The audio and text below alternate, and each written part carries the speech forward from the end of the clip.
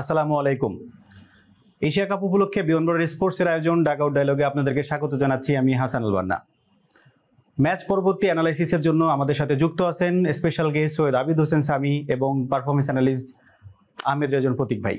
আমরা শুরুতে জানিয়ে দিতে চাই গত ম্যাচের স্কোর কার্ডটা। গত ম্যাচে ইউএইর সঙ্গে ইন্ডিয়ার পারফরমেন্সের যে কথা যদি বলি, 13 ওভার 1 বলে 57 রানে তাদের ইনিংস শেষ করে সংযুক্ত আরব আমিরাত, এবং ইন্ডিয়া সেটা 4 ওভার 3 বলে 60 রানে ম্যাচের জয়ের পৌঁছে যায়। এবং man of the match Kuldeep Yadav 2 over 1 বলে 7 রানে 4 উইকেট নিয়েছে। প্রথমে যেতে চাই সামি ভাইয়ের কাছে। সামি ভাই, আমরা দ্বিতীয় ম্যাচে যেটা দেখলাম যে সংযুক্ত আরব আমিরাতের এবং ইন্ডিয়ার ম্যাচটা প্রচুর একপেশে একটা ম্যাচ হয়েছে। আমরা জানি যে ইন্ডিয়া শক্ত প্রতিপক্ষ, কিন্তু দুবাইয়ে কি আসলে কোনো প্রতিরোধ করতে পারেনি, এরকম আপনার কাছে কি এক্সপেকটেশন ছিল জানতে চাই। আসলে সত্যি কথা বলতে ইন্ডিয়ার সঙ্গে যখন আরব আমিরাত খেলছে তখন ম্যাচটা এক পেছে ম্যাচ হওয়ারই কথা ছিল, এবং ইন্ডিয়া আগে বোলিং নিয়েছে সেটা দেখে আমি একটু অবাক হয়েছে। আমি হয়তো ভাবছিলাম যে ইন্ডিয়া আগে ব্যাটিং করবে এবং আগে ব্যাটিং করে একটা বড় স্কোর তারা গড়বে, যেখানে অনেক বেশি ব্যবধানে আরব আমিরাতকে তারা হারাবে। বাট সেটা ইন্ডিয়া করেনি। আসলে বড় টুর্নামেন্টে কেউ এরকম ভাবে রিস্ক নিতে চায় না, বেস্ট পসিবল আউটপুটটাই তারা দিতে চায়।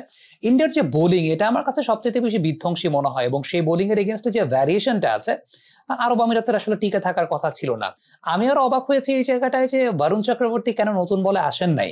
আমি এক্সপেক্ট করছিলাম বরুণ চক্রবর্তী এবং বুমরা নতুন বলে শুরু করবেন। আমার কাছে মনে হয় যদি সেটা হতো তাহলে হয়তো আরো ডেডলি কম্বিনেশন হতো না। তারা হার্দিক পান্ডিয়াকে দিয়ে শুরু করিয়েছে, আফটার দ্যাট আকসার প্যাটেলকে নতুন বলটা তুলে দিয়েছে। বাট আই ওয়াজ এক্সপেক্টিং যে নতুন বলটা হাতে হয়তো বা বরুণ চক্রবর্তী এবং জসপ্রীত বুমরা আসবেন, এবং আমার কাছে মনে হয় তাহলে পাওয়ার প্লেতেই মোটামুটি এই ম্যাচের রেজাল্ট আপনি বুঝে ফেলতে পারতেন বা বুঝতে পারতেন। ইভেন শিবম দুবেকে তারা বোলিং করিয়েছে, আর কোনো ম্যাচে তারা শিবম দুবেকে বোলিং করাবে কিনা, ওমানের সঙ্গে ম্যাচে হয়তো বা শিবম দুবেকে বোলিং করাতে পারে, বাট শিবম দুবেকে পাকিস্তানের সঙ্গে ম্যাচে কিংবা তাদের অন্য বড় প্রতিপক্ষ এরপরে যারা আসবে তাদের এগেনস্টে কখনোই আমার কাছে মনে হয় না ওইভাবে রেগুলারলি বোলিং করাবে। সো এই ম্যাচটা ইন্ডিয়া, আপনি ইন্টেন্টটা দেখলেই বুঝতে পারবেন যে একটা ব্যাটসম্যান কিন্তু 9 উইকেটের পতন ঘটেছিল, তারপর আম্পায়ার আউট দেওয়ার পর আবার তাকে ফিরিয়ে নিয়ে এসেছেন ক্যাপ্টেন সূর্য কুমার যাদব। সো বোঝাই যাচ্ছিল যে ইন্ডিয়া কতটুকু চিল মুডে ছিল, ইন্ডিয়া কতটুকু আসলে সেই জায়গাটায় ডমিনেটিং ছিল। এবং আপনি চিন্তা করেন যে আগা সালমান ব্যাটিং করছে, ম্যাচ একটা খুব ব্যালেন্সড কাইন্ড অফ সিচুয়েশনে আছে, তখন কিরকম আউট আম্পায়ার দেওয়ার পর ফিরিয়ে আনতেন? জীবনও আনতেন না। সো তার মানে বোঝাই যাচ্ছে যে আসলে কতটুকু মানে ডমিনেট করে ইন্ডিয়া এই জায়গাটা খেলেছে, এবং সেটা খুব স্বাভাবিক একটা ব্যাপার। ধন্যবাদ সামি ভাই। আমরা এবার যেতে চাই প্রতীক ভাইয়ের কাছে। ইউএই এবং ইন্ডিয়া ম্যাচের আর কি কি অ্যানালাইসিস আছে তার কাছে। প্রতীক ভাই। ধন্যবাদ বান্না ভাই। তো গতকালকে আসলে ইউনাইটেড আরব এমিরেটসের জন্য খুবই কঠিন একটি দিন ছিল, তারা লিটারেলি ইন্ডিয়ার সামনে দাঁড়াতেই পারেনি। তো আমরা আসলে যারা ক্রিকেট নিয়ে বিশ্লেষণ করি বা ক্রিকেট নিয়ে কাজ করি তারা একটু এক্সপেক্ট করেছিলাম যে ইউনাইটেড আরব এমিরেটস মিনিমাল একটা ফাইট হয়তো শো করতে পারবে, but we were completely on the opposite side. United Arab Emirates batting line up আসলে গতকালকে টোটালি কলাপস করে ইন্ডিয়ান বোলারদের সামনে। তা আমি যদি একটু ইউনাইটেড আরব এমিরেটস এর ব্যাটারদের ব্যাটিং পারফরমেন্স নিয়ে কথা বলতে চাই, ইনিশিয়ালি কিন্তু তাদের শুরুটা খুব একটা খারাপ ছিল না। আমরা যদি প্রথম 3-4 ওভারের কথা বলি বা ব্যাটিং পাওয়ার প্লের কথা বলি, তারা কিন্তু একটা মিডিওকার পজিশনে থেকে শেষ করে। After the end of batting power play UAE were 41 for 2, এবং আলিশান সারাফু, যাকে নিয়ে আমি ম্যাচ প্রিভিউতে কথা বলেছিলাম, উনি কিন্তু 17 বলে 22 রানের একটা ইনিংস খেলেন, এবং আকসার প্যাটেলকে কিন্তু উনি খুব ভালোভাবে নেগোশিয়েট করেন। আমরা কিন্তু দেখেছি যে নন প্রফেশনাল টিম যারা বা অ্যাসোসিয়েট নেশনের টিম যারা, তারা কিন্তু লেফট আর্ম অর্থোডক্স বোলারদের স্টক ডেলিভারি এবং আর্মার এই দুটো ডেলিভারির মধ্যে ডিফারেন্সিয়েট করতে কিছুটা স্ট্রাগল করেন। বাট ইয়েস্টারডে আলিশান সারাফু খুবই ফ্লুয়েন্ট ছিলেন যখন আকসার প্যাটেলকে উনি মানে ট্যাকেল করেন বা ওনার বিরুদ্ধে ব্যাটিং করেন। জাসপ্রীত বুমরার একটা খুব আনপ্লেয়েবল ইয়র্কারে আলিশান সারাফুর ইনিংসের সমাপ্তি ঘটে। এরপরে যদি আমরা মোহাম্মদ ওয়াসিমের কথা আসি, তাকে আমরা চিরাচরিত যে আক্রমণাত্মক ঢঙে ব্যাটিং করতে দেখি, গতকালকে কিন্তু আমরা সেটা দেখতে পারিনি। কিন্তু একটা পজিটিভ যদি আমরা মোহাম্মদ ওয়াসিমের ইনিংস থেকে বলতে চাই, দ্যাট উড বি জাসপ্রীত বুমরার সাথে কিন্তু মোহাম্মদ ওয়াসিমের আমি একটা কি ম্যাচ আপের কথা বলেছিলাম, এবং আমি এটা প্রেডিক্ট করছিলাম যে হয়তো জাসপ্রীত বুমরা মোহাম্মদ ওয়াসিমকে ডিসমিস করতে পারেন বা তাদের দুজনের ব্যাটেলটা খুব ইন্টারেস্টিং হবে। এবং এই ব্যাটেলে কিন্তু Mohammad Wasim came out victorious. এটা কিন্তু ইউনাইটেড আরব এমিরেটস এর জন্য যদি খুব কম পজিটিভস গুলো থাকে তার মধ্যে একটা হতে পারে। পাওয়ার প্লের যে লাস্ট ওভারটা ছিল, দ্যাট ইজ 6th ওভার, সেই ওভারে কিন্তু মোহাম্মদ ওয়াসিম জাসপ্রীত বুমরাকে 3টা বাউন্ডারি মানে হিট করেন। So it was a moral victory for Mohammad Wasim. তো প্রশ্ন যদি রাখা হয় আমার কাছে যে কোন জায়গায় বেসিক্যালি ইউএই মানে কলাপসটা স্টার্ট করে বা তাদের ইনিংসটা আসলে কোথায় পথ হারায়, আমি তাহলে বলতে চাইবো যে রাহুল চোপড়ার ডিসমিসালটা। At the end of 8 overs UAE were 47.2, এবং আমি বলছিলাম যে রাহুল চোপড়া কিন্তু স্পিনটা খুব ভালো হ্যান্ডেল করে থাকেন, উনি ভিতে খুব ভালো শট খেলতে পারেন। ইনিশিয়ালি যখন উনি কুলদীপ যাদবকে ফেস করছিলেন, উনি কিন্তু প্রথম 2-3টা সিঙ্গেল খুব ইজিলি বের করতে পেরেছিলেন, কিন্তু যখন উনি আসলে বিগ শটটা অ্যাটেম্প করতে গেলেন এবং দুবাই ইন্টারন্যাশনাল ক্রিকেট স্টেডিয়ামে কিছু কিছু সাইডে কিন্তু বাউন্ডারিটা বেশ লম্বা এবং উনি বাউন্ডারিতে হোল্ড আউট হলেন, তারপর থেকে কিন্তু আসলে তাদের কলাপসটা স্টার্ট হয়। এবং মানে অ্যাজ এক্সপেক্টেড এই ধরনের টিমগুলোর কাছ থেকে 1-2 উইকেট পড়লে সেখান থেকে তারা সচরাচর বড় দলের বিরুদ্ধে কামব্যাক করতে পারে না, এবং ফলশ্রুতিতে ইউনাইটেড আরব এমিরেটস 57 রানে তাদের মানে ইনিংসটা শেষ হয়। আমরা যদি ভারতের বোলিং বিশ্লেষণে আসি তাহলে কুলদীপ যাদব ওয়াজ এক্সিলেন্ট, উনি 2.1 ওভার্স বোলিং করে 7 রানে 4টি উইকেট নেন। শিবম দুবে উনি 2 ওভার বোলিং করে 4টি উইকেট সংগ্রহ করেন। ভারুণ চক্রবর্তী উনি 2 ওভার বোলিং করে 4 রান দিয়ে 1 উইকেট নেন। একমাত্র বোলার ইন্ডিয়ার হার্দিক পান্ডিয়া, উনি আসলে কালকে ইন্ডিয়ার বাকি বোলারদের সাথে পার্টিতে জয়েন করতে পারেননি, দ্যাট মিনস উনি কোনো উইকেট পাননি, 1 ওভার বল করে 10 রান বিনা উইকেটে। তো আমরা প্রথম ইনিংস শেষ হওয়ার পর আসলে এক্সপেক্ট করছিলাম যে কত দ্রুত ভারত আসলে তাদের মানে লক্ষ্যে পৌঁছাবে বা টার্গেটে চেস ডাউন করবে, এবং তারা আসলে সময় নেয়নি। 4 ওভার 3 বলে তারা 60 রান সংগ্রহ করেন, যেটা তাদের টার্গেট ছিল 57। এটার উদ্দেশ্যে ব্যাট করতে নেমে অভিষেক শর্মা ওনার অ্যাজ ইউজুয়াল ওয়েতে ব্যাটিং করেছেন, 16 বলে উনি 30 রান সংগ্রহ করেছেন, এবং মোহাম্মদ ওয়াসিমের ডেলিভারিতে উনি আসলে ডিসমিসড হন। এর পাশাপাশি শুভমান গিল মোটামুটি তার একটা ফ্লুয়েন্ট ইনিংস ছিল, এবং ভারত আসলে 9 উইকেটে খুব ইজিলি ম্যাচটা জয় করে ফেলে। এখন আমরা যদি নেট রান রেটের কথায় আসি, মানে এটা কিন্তু আসলে ইউএইর জন্য অনেক বড় একটা ধাক্কা। ইন্ডিয়ার এখন নেট রান রেট হচ্ছে +10.48, হোয়ারাজ ইউএইর সেটা -10.48। সো এটা আসলে অনেক বড় একটা ধাক্কা ইউএইর জন্য। এখন যদি পরবর্তীতে ইউএই কিভাবে কামব্যাক করবে, আমার মনে হয় যে তাদেরকে এই ম্যাচের কথাটা ভুলে যেতে হবে, ম্যাচ বাই ম্যাচ তাদেরকে চিন্তা করতে হবে। দ্যাট ইজ তাদের পরবর্তী ম্যাচ যেটা রয়েছে ওমান এবং পাকিস্তানের বিরুদ্ধে। এই দুটো ম্যাচে আসলে তাদেরকে জয়ের দিকে লক্ষ্য রাখতে হবে। ওমানের বিরুদ্ধে ইউএই বর্তমানে যে দুটো আসলে টিম বা স্কোয়াড দেখছি, সেখানে United Arab Emirates would be overwhelming favourite, এবং আজকের ম্যাচের কথা ভুলে যদি ইউএই পাকিস্তান এবং ওমান এই দুটো টিমের বিরুদ্ধে খেলতে নামে, আমি আশা করব যে তাদের থেকে আমরা বেস্ট বা নিয়ার অ্যাবাউট বেস্ট আউটপুটটা পেতে পারি। কিন্তু যদি আজকের থেকে তারা বেশি ভাবনা চিন্তা করে বা আজকের এই ম্যাচ থেকে যদি তারা বেশি চিন্তা ভাবনা করে, সেই ক্ষেত্রে হয়তো তাদের যে ন্যাচারাল খেলাটা সেটা আমরা ইউএইর জন্য দেখতে পারবো না। সো সামনের ম্যাচগুলোতে ইউনাইটেড আরব এমিরেটসের জন্য আমার পক্ষ থেকে শুভকামনা থাকলো। ধন্যবাদ প্রতীক ভাই। সামি ভাইয়ের কাছে যেতে চাই। সামি ভাই, আমরা প্রতীক ভাইয়ের কাছ থেকে অ্যানালিসিস শুনছিলাম, গতকালকের ম্যাচ কিন্তু আসলে একপেশে একটা ম্যাচ ছিল, এবং সংযুক্ত আরব আমিরাত কিন্তু তাদের নিজেদের মাঠে তাদের প্রথম ম্যাচটা খেলেছে। সেক্ষেত্রে হোম কন্ডিশন কাজে লাগাতে পেরেছে কিনা, কতটুকু পেরেছে, সেটা আসলে আমরা কিন্তু ম্যাচের ফলাফলে দেখতে পেয়েছি। সেক্ষেত্রে ভারত তাদের পারফরমেন্স কি অনেক বেশি ভালো মাত্রায় ছিল, নাকি দুবাই তাদের নিজেদের ঘরের মাঠে ভালো পারফরমেন্স দেখাতে পারেনি, জানতে চাও আপনার কাছে। আর এখানে হোম কন্ডিশন অ্যাওয়ে কন্ডিশন বলতে কোনো কথা নাই ভাই। সেটা হচ্ছে যে ইন্ডিয়া ওয়ার্ল্ডের বেস্ট টিম, ওয়ার্ল্ডের বেস্ট টিম তারা এই কারণেই হয়েছে, ওয়ার্ল্ডের 1 নম্বর টিম তারা এই কারণেই হয়েছে যে কোনো কন্ডিশনে তারা বেস্ট দেখেই তারা ওয়ার্ল্ডের 1 নম্বর টিম হয়েছে। তারা সাউথ আফ্রিকাতে গিয়েও টি20 জিতে এসেছে, আর সংযুক্ত আরব আমিরাতে এখানে তো আরো কম্বিনেশন ওয়াইজ তাদের ফেভারেবল কন্ডিশন। আর আইপিএল এর ম্যাক্সিমাম নাম্বার অফ সিজনে এই সমস্ত প্লেয়াররা খেলেছে। আমি যদি বলি 2021 সালেও আইপিএল এখানে হয়েছিল, বেশ কয়েকবার মাঝে মধ্যে আমরা আইপিএল কিন্তু দেখি যে সংযুক্ত আরব আমিরাতে, দুবাইতে এরকম বেরোতে হয়। ইন্ডিয়া চ্যাম্পিয়ন্স ট্রফিও তো দুবাইতে ম্যাক্সিমাম নাম্বার অফ ম্যাচেস খেলেছে। আর যখন কোনো একটা টুর্নামেন্টের জন্য দল ঘোষণা করা হয়, তখন কিন্তু ওই কন্ডিশনটাকে চিন্তা করে যে ওই কন্ডিশনে কোন কোন প্লেয়ার আসলে বেস্ট পসিবল আউটপুট দিতে পারবেন, ওই অনুযায়ী কিন্তু টিম কম্বিনেশনটা সাজানো হয়। সেই অনুযায়ী টিমে 4 জন পেসার থাকবেন নাকি 3 জন স্পিনার থাকবেন, সেই বিষয়গুলো ঠিক করা হয়। সো সবকিছু মিলে আমার কাছে মনে হয় যে এখানে হোম অ্যাওয়ে বলতে কোনো কথা নেই। ধন্যবাদ সামি ভাই। আমরা একটা কোশ্চেন আপনার কাছে করতে চাই যে বাংলাদেশ আজকে তাদের প্রথম ম্যাচে হংকং এর প্রতিপক্ষ হিসেবে মাঠে নামছে, এবং হংকং কিন্তু তাদের প্রথম ম্যাচে এই মাঠেই আফগানিস্তানের সঙ্গে খেলেছে। যদিও বলি যে তারা ভালো পারফর্ম করতে পারেনি, কিন্তু এই মাঠটা তাদের কিন্তু চেনা, এই মাঠে আগের ম্যাচটা তারা এখানে খেলেছে, এবং বাংলাদেশ তাদের প্রথম ম্যাচ খেলতে নামছে। সেক্ষেত্রে আপনার কাছে কি মনে হয় যে ফলাফলটা কেমন দেখছেন, কিংবা বাংলাদেশের পারফরমেন্স কেমন হতে পারে? হংকং এই মাঠে প্রথম ম্যাচটা খেলেছে, যথেষ্ট বাজে ক্রিকেট খেলেছে। কারণটা হচ্ছে যে পরিমাণ ক্যাচ তারা ড্রপ করেছে, তাদের বোলারদের বলার পেসের জায়গাটা যদি আপনি চিন্তা করে দেখেন যে 120-এর বেশি ওঠেও না, আবার স্পিনারদের যে পেস আপনি চিন্তা করেন যে 70, 72, 75 কিলোমিটার প্রতি ঘন্টায় বোলিং করে। সো এই টাইপের একটু বিলো স্ট্যান্ডার্ড বোলিং, আবার অনেক সময় দেখা যায় যে বিলো স্ট্যান্ডার্ড বোলিং খেলাটাও কিন্তু ডিফিকাল্ট হয়ে যায়।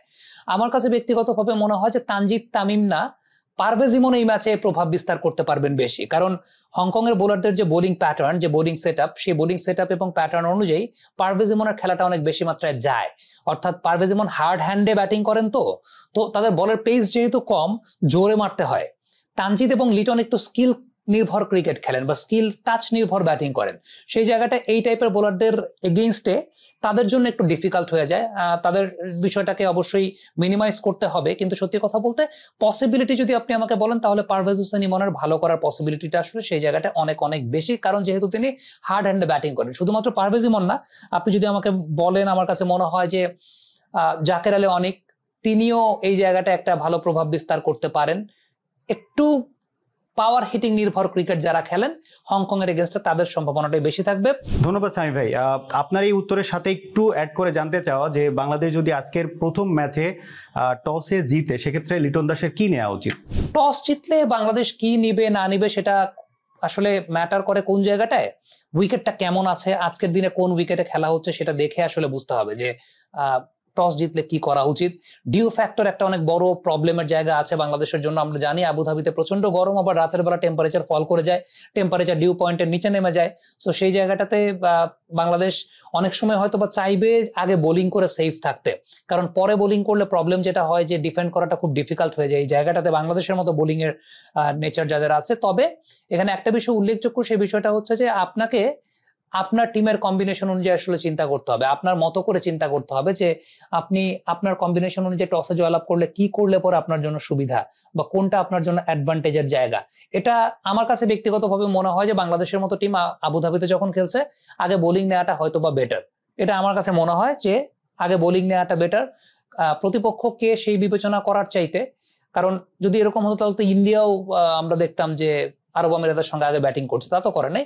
আগে বোলিং করে নেওয়াটা বেটার, কারণ পরে ডিউ ফ্যাক্টর একটা অনেক বড় প্রভাব বিস্তার করে এবং সেই জায়গাটা একটা প্রবলেম তো অবশ্যই ক্রিয়েট হয়। এ পর্যায়ে আমরা আবার একটু প্রতীক ভাইয়ের কাছে জানতে চাই বাংলাদেশ এবং আপকামিং হংকং এর ম্যাচ নিয়ে তার কাছে কি কি অ্যানালাইসিস জানতে চাওয়ার জন্য। প্রতীক ভাই। ধন্যবাদ বান্না ভাই। তো বাংলাদেশ এশিয়া কাপ মিশন শুরু করতে চাচ্ছে এবং প্রথম ম্যাচে তাদের প্রতিপক্ষ হংকং চায় না। তো এখন হংকং এর এগেইনস্টে কিন্তু আমাদের একটা খারাপ স্মৃতি রয়েছে, সেটা হচ্ছে 2014 টি-20 বিশ্বকাপে চট্টগ্রামের মাটিতে আমরা হংকং এর কাছে পরাজিত হই। এখন সিচুয়েশন কিন্তু অনেকটা ডিফারেন্ট। যদিও 2014 সালে যে টিমটা বাংলাদেশের ছিল, আমার মনে হয় অভিজ্ঞতার বিচারে সেই দলটা বর্তমানে যে দলটা আছে তাদের থেকে এগিয়ে রয়েছে। কিন্তু আমি যদি হংকং চায়নারও সেই সময়ের টিমের কথা বলে থাকি, মার্ক চ্যাপম্যান যিনি এখন নিউজিল্যান্ড দলে নিয়মিত মুখ, উনি কিন্তু সেই সময় হংকং এ খেলতেন। ইরফান আহমেদ নামে একজন অলরাউন্ডার ছিলেন, উনি তখন হংকং এ খেলতেন, খুবই দুর্ধর্ষ অলরাউন্ডার। এবং ওপেনিং এ কিন্তু সেই ম্যাচে ইরফান আহমেদ একটা ব্রিস্ক নক খেলেন আর কি, যেটার জন্য 108 রানের টার্গেট হংকং এর চেস ডাউন করতে অনেক ইজিয়ার হয়। পাশাপাশি নিজাকাত খান তখন ছিলেন, আনসুমান রাত ছিলেন।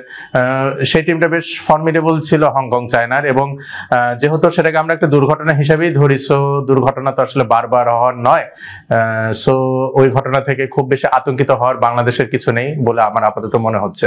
তো এই ম্যাচ অ্যানালাইসিস আমি শুরুতে একটু হংকং চায়নাকে নিয়ে কথা বলতে চাই, যে হংকং চায়নাকে আমার খুবই লেস কনফিডেন্ট মনে হয়েছে ফার্স্ট ম্যাচে আফগানিস্তানের বিরুদ্ধে। আমার মনে হয়নি যে তাদের মধ্যে সেই বিলিফটা ছিল যে তারা আসলে জয়লাভ করতে সক্ষম এশিয়া কাপের এই মঞ্চে বড় কোনো দলের বিপক্ষে। তো হংকং কিভাবে নিজেদেরকে মোটিভেট করতে পারে, হংকং চায়না নিজেদেরকে মোটিভেট করতে পারে এটা ভেবে যে তারা তো কোয়ালিফাইং রাউন্ড বা কোয়ালিফাইং স্টেজ পার করে এই মূল আসরটা খেলছে, এবং কোয়ালিফাইং স্টেজে কিন্তু নেপালের মতো টিমকে কিন্তু তারা হারিয়েই এই স্টেজটাতে এসেছে। So first of all they should have the belief in themselves যে they belong to this tournament. Okay, তো যখন হংকং চায়না নিজেদের মধ্যে এই বিলিফটা আনার চেষ্টা করবে বা বিলিফটা আনতে পারবে, সেইটা কিন্তু তাদের পারফরমেন্সকে অনেকটা বুস্ট আপ করবে আমার মনে হয়।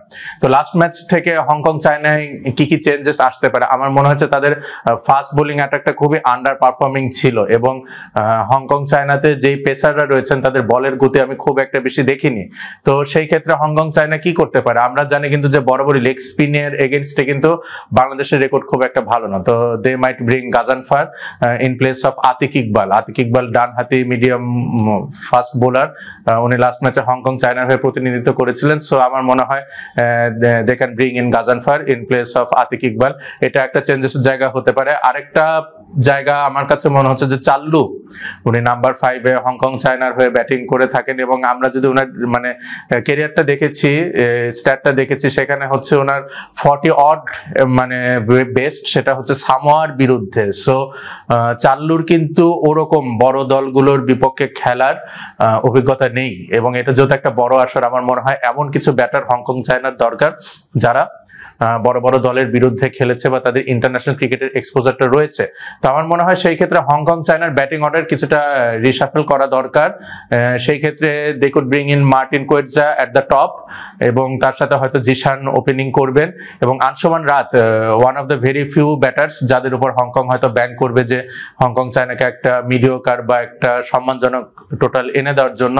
সেই ক্ষেত্রে আমার মনে হয় নিজাকাত খান অ্যান্ড আনসুমান রাত should bat middle of the order. সেই ক্ষেত্রে তারা নাসুম আহমেদ বলি, মোস্তাফিজুর রহমান বলি, তাদের স্পেলটা হয়তো ভালো মতো নেগোশিয়েট করতে পারবেন। আর besides Martin Coetzee and Zeeshan being a right hander, Sheikh Mehedi যেহেতু ওপেনিং এ সাধারণত বোলিং করে থাকেন, অফ স্পিনটা হ্যান্ডেল করতে সেই ক্ষেত্রে তাদের সুবিধা হবে। হংকং চায়না আমার মনে হয় এই অ্যাপ্রোচে বাংলাদেশের বিরুদ্ধে খেলতে নামতে পারে। এখন যদি বাংলাদেশের ক্ষেত্রে আসি, আমার মনে হয় যে ইস্যুসগুলো রয়েছে, যেগুলো এখন আনরিজলভড রয়েছে, আমার মনে হয় এই ম্যাচটা খুবই ভালো সুযোগ বাংলাদেশের সেই জিনিসগুলো ফাইন টিউনিং করে নেওয়ার। নাম্বার 4 পজিশনে কে ব্যাট করবেন এটাতে কিন্তু আমরা এখনো কোনো সিদ্ধান্তে আসতে পারিনি।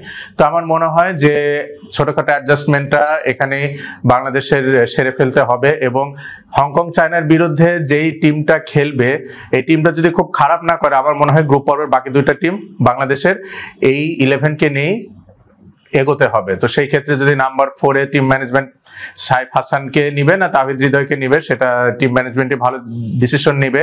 আমি কিন্তু একটু ব্যতিক্রম ভাবে মত প্রকাশ করেছিলাম, আমি নাম্বার 4-এ তাহিদ হৃদয় বা সাইফ হাসান দুজনের কাউকে আসলে খেলার পক্ষপাতী নই, বা দুজনের কাউকে আসলে আমি মেইন 11-এ রাখারই পক্ষপাতী নই। এবং এই জায়গায় আমি শামীম হাসান পাটোয়ারিকে দেখতে চাচ্ছিলাম নাম্বার 4-এ। উনি স্ট্রাইক রোটেশনটা রিসেন্টলি খুবই ভালো ডেভেলপ করেছেন, নেদারল্যান্ডসের সাথে আমরা 30-20 সেটা দেখতে পেরেছি। আর শামীম হাসান পাটোয়ারি যদি কিছুটা বল খেলতে পারেন, আমার মনে হয় ফিনিশিং এর দিকে উনি আরো ডেভাস্টেটিং হয়ে উঠতে পারেন। নাম্বার 6-এ জাকির আলী অনেক রয়েছেন, top of the order Tanzid Hasan Tamim, Parvez Hossain Emon as usual থাকবেন। লিটন দাস ভালো ফর্মে এসেছেন, ওনাকে আমরা নাম্বার 3-তে ব্যাট করতে দেখতে পারি। নাম্বার 5-এ কাকে খেলানো যেতে পারে, আমার মনে হয় এই ক্ষেত্রে option team management Nurul Hasan সোহানের কথা চিন্তা করতে পারেন, বা খুবই জনপ্রিয় একটা মতামত হয়তো হতে পারে সাইফুদ্দিনকে আমি ব্যক্তিগতভাবে দেখলে খুবই খুশি হতাম নাম্বার 5-এ ওনাকে ব্যাট করানো। যদি সাইফুদ্দিন পরিপূর্ণভাবে ফিট থাকেন তাহলে সাইফুদ্দিন নাম্বার 5-এ ব্যাট করবেন, এবং ওনার কাছ থেকে হয়তো 2 বা 3টা ওভারের একটা বোলিং স্পেলও আমরা পেতে পারি। এরপরে নাম্বার 7-এ যথারীতি শেখ মেহেদী হাসান, নাম্বার 8-এ তানজিম হাসান সাকিব, নাম্বার 9-এ নাসুম আহমেদ, নাম্বার 10-এ তাসকিন আহমেদ, আর নাম্বার 11-এ আমরা মোস্তাফিজুর রহমানকে দেখতে পারবো। তো সাইফুদ্দিনকে যদি মিডল অর্ডারে খেলা যায়, আমার মনে হয় একটু আউট অফ দ্য বক্স আপনার চিন্তা করা দরকার। যখন আপনার টিমে রিসোর্সের পরিমাণটা খুবই কম, সেই ক্ষেত্রে আপনার কিছু বোল্ড মুভস বা কিছু out of the box thinking আসলে আসা দরকার। সেই ক্ষেত্রে আপনার টাইটেলটা ক্লেম করার ক্ষেত্রে কিছুটা পথ হয়তো সহজ হতে পারে। আমরা কিন্তু ইন্ডিয়ার ক্ষেত্রে দেখেছি আকসার প্যাটেলকে কিন্তু তারা ব্যাটিং এ প্রমোট করেছে, তারা তাকে নাম্বার 5-এ খেলেছে। আকসার প্যাটেল কিন্তু আগে lower down the order bat করতেন, এবং আইপিএলও কিন্তু উনি তাই করতেন। সো আকসার প্যাটেল কিন্তু তার প্রতি যে আস্থা ছিল টিম ম্যানেজমেন্টের, সেটা প্রতিদিন দিতে পেরেছেন। সো হোয়াই নট আমরা সাইফুদ্দিনকে একটা সুযোগ দিয়ে দেখি, কারণ সাইফুদ্দিনের কিন্তু 50 ওভারের ক্রিকেটে বেশ কিছু কার্যকরী ইনিংস রয়েছে। ভারতের বিপক্ষে 2019 সালের বিশ্বকাপে সাইফুদ্দিন খুবই দুর্দান্ত একটা ইনিংস খেলেন। জিম্বাবুয়ের বিরুদ্ধে একটা ওয়ানডেতে বাংলাদেশ খুব আর্লি 6 উইকেট পড়ে গিয়েছিল, সেখানে কিন্তু উনি 79 বলে 50 রানের একটা ইনিংস খেলেন। পাশাপাশি সাইফুদ্দিন কিন্তু অফসাইড ওনার শটের রেঞ্জটা খুবই ভালো, যেটা বাংলাদেশের অনেক ব্যাটারদের কিন্তু সীমাবদ্ধতা রয়েছে, সেটা তাহিদ হৃদয়ের ক্ষেত্রে বলি আমরা, সাইফ হাসানের ক্ষেত্রে বলি। সো আমার মনে হয় সাইফুদ্দিন যদি পরিপূর্ণভাবে ফিট থাকেন, উনি নাম্বার 5-এ কিন্তু একটা ভালো অপশন হতে পারেন। তো দেখা যাক আসলে যে মানে কি হয়, টিম ম্যানেজমেন্ট কিভাবে ডিসিশন নেয়।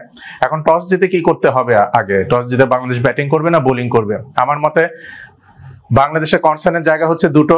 যদি এই টুর্নামেন্টে কোনো ম্যাচে ডিউয়ের আবির্ভাব ঘটে এবং সেটা যদি খুব বেশি পরিমাণে দেখা যায়, সেই ক্ষেত্রে ডিউতে বাংলাদেশ কেমন বোলিং করবে এটা একটা কনসার্নের জায়গা হতে পারে। So Bangladesh try themselves bowling second in the match. সেই ক্ষেত্রে তারা ডিউতে বোলিং এর ক্ষেত্রে বোলিং কম্বিনেশনে কি হতে পারে, ওপেনিং এ কারা বল করবেন, ডেথ ওভারে কারা বল করবেন, সেটা হয়তো তারা একটু ডিসিশন মেকিংটা করে নিতে পারবেন। পাশাপাশি ফার্স্টে ব্যাটিং করলে টার্গেট সেট করার বিষয় বাংলাদেশের হয়তো একটা সীমাবদ্ধতা রয়েছে। সো আমার মনে হয় আজকে যদি বাংলাদেশ টসে জিতে, তাদের আসলে আগে ফার্স্টে ব্যাটিং করা উচিত, পরিপূর্ণ 20 ওভার ব্যাট করা উচিত, এবং ব্যাটিং এর কম্বিনেশন, ব্যাটিং অর্ডারটা আমার মনে হয় আজকে ফিক্স করে ফেলা উচিত। পাশাপাশি সেকেন্ডে বোলিং করলে ডিউ পড়লে বা ডিউই কন্ডিশনে, ময়েস্টি কন্ডিশনে বোলারে কিভাবে নিজেদেরকে অ্যাডজাস্ট করতে পারবে সেটাও হয়তো তারা একটু পরখ করে নিতে পারবেন। আমি আবার ফিরে যাচ্ছি বান্না ভাইয়ের কাছে। ধন্যবাদ প্রতীক ভাই, আপনার কাছ থেকে আসলে অনেক অ্যানালাইসিস জানতে পারলাম আমরা, এবং আশা করি বাংলাদেশ একটা ভালো পারফরমেন্স দিতে পারে। যেতে চাই সামি ভাইয়ের কাছে। সামি ভাই, আমরা জানি যে বাংলাদেশের 4 নম্বর পজিশন নিয়ে একটা ধোঁয়াশা আছে, কে খেলবে কিংবা কার পারফরমেন্স কি হচ্ছে না হচ্ছে এটা নিয়ে। সো আপনার কাছে শেষ পর্যায়ে জানতে চাই যে বাংলাদেশের ফার্স্ট ম্যাচের 11টা কেমন হচ্ছে, এবং এক্স ফ্যাক্টরের জায়গায় যদি বলি সে কোন ব্যাটসম্যান কিংবা কোন বোলার হচ্ছে। বেস্ট 11-এর ব্যাপারে আপনি যদি আমাকে জিজ্ঞেস করেন তাহলে আমি সেই জায়গাটা বলবো যে তানজিদ হোসেন তামিম এবং পারভেজ ইমন সেই জায়গাটায় আছেন। 3 নম্বর পজিশনে সেই জায়গাটায় ব্যাটিং করবেন আমরা জানি লিটন কুমার দাস। 4 নম্বর পজিশনটা নিয়ে অনেকের কথা যে সাইফ হাসান খেলবেন কি খেলবেন না। আমার কাছে মনে হয় যে তাওহিদ হৃদয়ের প্রতি আসলে সেই জায়গাটায় এখনো ইনভেস্ট করা উচিত। অন্তত এই ম্যাচটা তিনি ফর্মে ফেরার জন্য একটা ম্যাচ তার হতে পারে, কারণ সাইফ খুব বেশি আসলে পরীক্ষিত না সেই জায়গাটায়। 5 নম্বরে যদি বলেন আপনি জাকের আলী অনেক, শামীম হোসেন পাটোয়ারি আছেন। আমি রিশাদকে প্রেফার করব। আরব আমিরাতের কন্ডিশন, এশিয়া কাপের মতো মঞ্চ, বল স্কিট করে অনেক বেশি। আমি একজন লেগ স্পিনার খেলাতে চাইবো সেই জায়গাটায়। এবং আপনি যদি আমার পেস বোলিং সেট আপটা চিন্তা করেন, শেখ মেহেদী হাসান তো সেই জায়গাটায় থাকবেন। পেস বোলিং সেট আপের জায়গা যদি চিন্তা করেন, আমি 2জন বাহাতি পেস বোলার খেলাতে চাইবো, মোস্তাফিজ এবং শরীফুল। তো সেই সঙ্গে তাসকিন আহমেদ। আমি শরীফুলকে কেন খেলাতে চাইবো, টি-20 ক্রিকেটে পাওয়ার প্লেতে আবুধাবির মাটিতে শীর্ষ 5 জন আপনি যদি বোলার দেখেন তাহলে 4 জনই বাহাতি পেস বোলার। সো যে কারণে আমি ট্রেডিশনালি সেই জায়গাটায় বাহাতি পেস বোলাররা পাওয়ার প্লেতে ভালো করেন। শরীফুল গত 1 বছরে পাওয়ার প্লেতে বাংলাদেশের সেরা বোলার, ইনকামিং ডেলিভারি খুব ভালো করতে পারেন। সবকিছু মিলে আমার কাছে মনে হয় এটাই হচ্ছে আমার বেস্ট 11। Thank you. ধন্যবাদ সামি ভাই এবং প্রতীক ভাইকে ধন্যবাদ জানিয়ে আজকের প্রোগ্রাম এখানে শেষ করতে যাচ্ছি। আপনাদের মতামত জানিয়ে আমাদেরকে কমেন্ট করবেন আমাদের ফেসবুক এবং ইউটিউবের কমেন্ট বক্সে, এবং আমাদের কুইজ আপনাদের জন্য আছে অনেকগুলো গিফট হ্যাম্পার সহ, এবং আপনারা যদি পার্টিসিপেট করতে চান আমাদের ইউটিউব চ্যানেলে আপনাদের জন্য কোশ্চেন আছে, আপনারা উত্তর জানিয়ে জিতে নিতে পারেন আকর্ষণীয় গিফট হ্যাম্পার। সো ভালো থাকবেন, সুস্থ থাকবেন। আগামী প্রোগ্রাম দেখার জন্য আমন্ত্রণ জানিয়ে শেষ করছি। আসসালামু আলাইকুম।